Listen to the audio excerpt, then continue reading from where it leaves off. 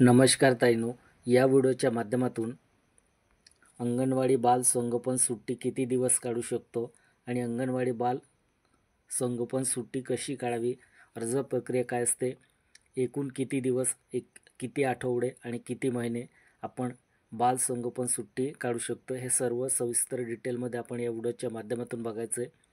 तुम्ही जर या चॅनलवरती नवीन आला असाल तर चॅनलला सबस्क्राईब करून घ्या आणि बेल आयकॉन प्रेस करायला विसरू नका। अशीच नवनवीन व्हिडिओची अपडेट तुमच्यापर्यंत पोहोचत राहील। ताईंनो, या चॅनलवरती वेळोवेळी कुठलीही भरती आली असेल त्या भरतीचं अपडेट मिळत असते आणि ऑनलाईन ॲप्लिकेशन कसे भरायचं ते सर्व डिटेलमध्ये आपण या चॅनलवरती बघत असतो। तर चॅनलला सबस्क्राईब करून ठेवा आणि बेल आयकॉन प्रेस करून द्या, वेळोवेळी अपडेट तुमच्यापर्यंत पोहोचत राहील।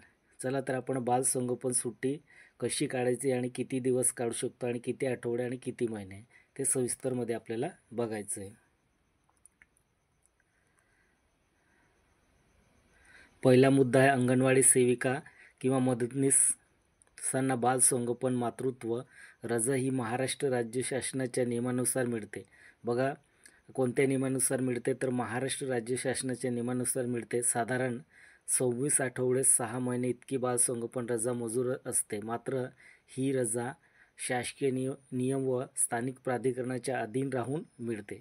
तर या ठिकाणी असं लक्षात ठेवायचं ताईंनो। तर बघा, या ठिकाणी काय म्हटलं आहे, मात्र ही रजा शासकीय नियम व स्थानिक प्राधिकरणाच्या अधीन राहून मिळते।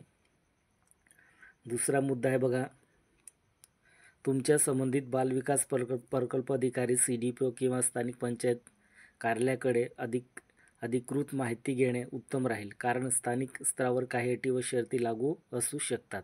आता हा मुद्दा इम्पॉर्टंट आहे।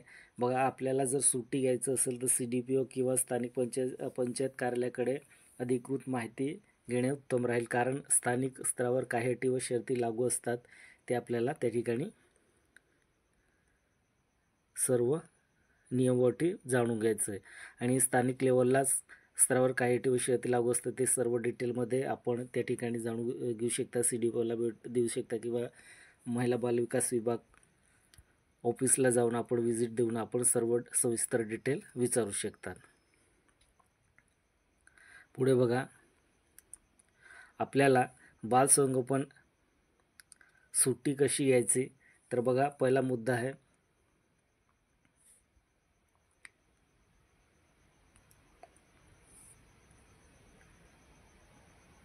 अंगणवाडी सेविका किंवा मदतनीसांना बाल संगोपन मातृत्व रजा काढण्यासाठी खालील प्रक्रिया फॉलो करावी लागेल। आता तुम्हाला जर सुट्टी घ्यायचे बाल संगोपनसाठी मातृत्व रजा काढण्यासाठी तर तुम्हाला खालील प्रक्रिया फॉलो करायचे। तर 1 बाय 1 सर्व प्रक्रिया आपल्याला बघायचं आहे। अर्ज तयार कसं करावा, तर अर्ज कसं तयार करायचं, तर पहिला मुद्दा आहे बाल संगोपन रजेचा अर्ज लेखी स्वरूपात तयार करावा। आता बाल संगोपन रजेचा अर्ज तुम्हाला कसं स्वतःचं हस्ताक्षराने तुम्हाला स्वतःच तयार करायचं आहे, लेखी स्वरूपात तयार करायचं आहे। दुसरा मुद्दा आहे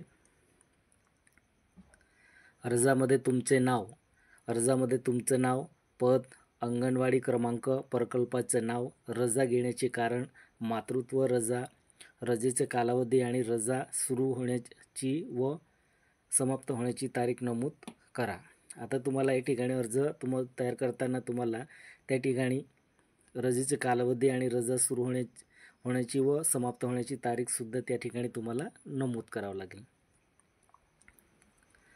दुसरा मुद्दा आहे बघा,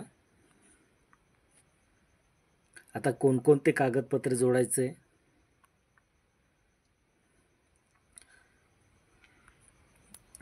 कागदपत्राची जोडणी, अर्जासोबत आवश्यक कागदपत्रे कोणकोणते जोडायचे। पहिला मुद्दा आहे बघा,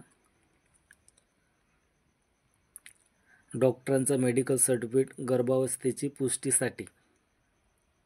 आता गर्भावस्थेची पुष्टीसाठी तुम्हाला कोणतं सर्टिफिकेट लागेल, तर डॉक्टरांचं मेडिकल सर्टिफिकेट तुम्हाला त्या ठिकाणी काढावं लागेल।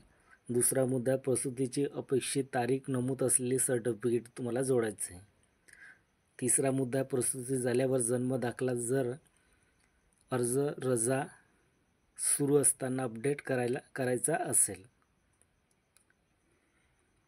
तिसरा मुद्दा आहे बघा, अर्ज सादर करणे। अर्ज कुठे तुम्हाला सादर करायचं आहे, अर्ज सादर करण्याच्या ठिकाणी आपल्याला कोणत्या कार्यालयामध्ये अर्ज सादर करायचा आहे?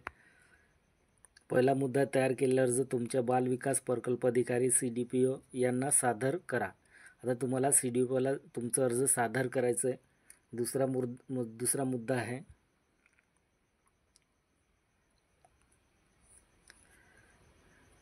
अर्जासोबत सर्व आवश्यक कागदपत्रे द्यायचे.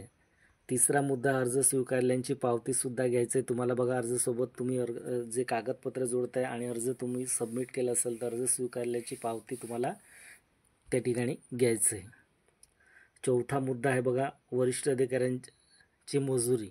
आता वरिष्ठ अधिकाऱ्यांची मजुरी कसं घ्यायचं तर बघा, दुसरा आहे, पहिला मुद्दा आहे, अर्ज CDPO यांच्याकडून जिल्हा महिला व बाल विकास अधिकाऱ्याकडे DWCD पाठवला जातो. दुसरा मुद्दा, अधिकाऱ्याकडून अर्ज मंजूर झाल्यानंतर तुम्हाला रजेची परवानगी दिली जाते. पाचवा मुद्दा आहे बघा, रजा सुरू करण्याआधी तयारी. बघा, सुरू करण्याआधी तयारी. आता रजा सुरू करण्याआधी तयारी आपल्याला या ठिकाणी पहिला मुद्दा, अंगणवाडीतील तुमच्या अनुपस्थित कामकाज व्यवस्थित चालू राहील यासाठी मदतनीस किंवा अन्य सेविकेला सूचना द्यायचे. महत्त्वाचे मुद्दे बघा खाली. महत्त्वाचे मुद्दे म्हणजे सरकारी नियमानुसार अंगणवाडी सेविकांना 6 महिने 26 आठवड्यापर्यंत बालसंगोपन रजा मिळते. आता रजा बघा, मी जसं बोललो तुम्हाला, प्रत्येक राज्यामध्ये वेगवेगळा नियम असतो, जिल्ह्यामध्ये वेगवेगळा नियम असतो. तर त्या ठिकाणी जर महिला बालविकास विभाग असेल, CDPO, त्या कार्यालय भेट देऊन तुम्ही त्या ठिकाणी सर्व विचारू शकतात आणि किती आठवडे आणि किती महिने त्या ठिकाणी बालसंगोपन रजा मंजूर केली जाते हे सर्व सविस्तरमध्ये तुम्हाला त्या ठिकाणी विचारून घ्यायचं आहे. दुसरा मुद्दा, काही प्रकरणामध्ये नियम अधिकृत बदललेले असल्याने स्थानिक कार्यालयाशी संपर्क साधावा. या ठिकाणी हा मुद्दा इम्पॉर्टंट आहे ताईनो. बघा, काही प्रकरणामध्ये नियम अधिकृत बदलले असल्याने स्थानिक कार्यालयाशी संपर्क साधायचा आणि डिटेलमध्ये तुम्हाला या ठिकाणी त्या ऑफिसमध्ये विचारून घ्यायचं आहे. जर तुम्हाला आणखी माहिती हवी असेल तर कोणत्या कार्यालयाला विचारायचं असेल तर बघा, जर अधिकृत स्वरूपात मदत हवी असेल तर तुमच्या CDPO कार्यालयात किंवा थेट संपर्क करायचं आहे. भेटायचं आहे, ऑफिसला व्हिजिट द्यायचं आहे किंवा CDPO कार्यालयात थेट संपर्क करायचा आणि तुम्ही सर्व माहिती विचारून घ्यायचं आहे. आता मी जसं बोललो तुम्हाला किती आठवडे आणि किती महिने, तर बघा 6 महिने म्हणजे 26 आठवड्यापर्यंत बालसंगोपन रजा मिळू शकते. आता हे स्थानिक लेवलला असतं. स्थानिक लेवलला तुम्ही जाऊन विचारू शकता महिला बाल विकास विभागाला आणि तुम्ही त्या ठिकाणी सविस्तर माहिती घेऊ शकता आणि त्या ठिकाणी स्थानिक जो रूल्स असेल त्याच्यानुसार तुम्हाला त्या ठिकाणी रजा मंजूर केली जाणार. ताईनो, व्हिडिओ आवडला असेल तर सबस्क्राईब, लाईक, शेअर आणि बेल आयकॉन प्रेस करायला विसरू नका. अशीच नवनवीन व्हिडिओची अपडेट तुमच्यापर्यंत पोहोचत राहील. आणि वेळोवेळी कुठलीही भरती असेल, अंगणवाडी भरती असेल किंवा कुठलीही भरती असेल, त्या भरतीचं अपडेट तुम्हाला या चॅनलवर वेळोवेळी मिळत राहील. आणि ऑनलाईन ॲप्लिकेशन कसं अप्लाय करायचं ते सुद्धा आपण या चॅनलवरती अपलोड करत असतो. तर चॅनलला सबस्क्राईब करून ठेवा. जय हिंद, जय महाराष्ट्र.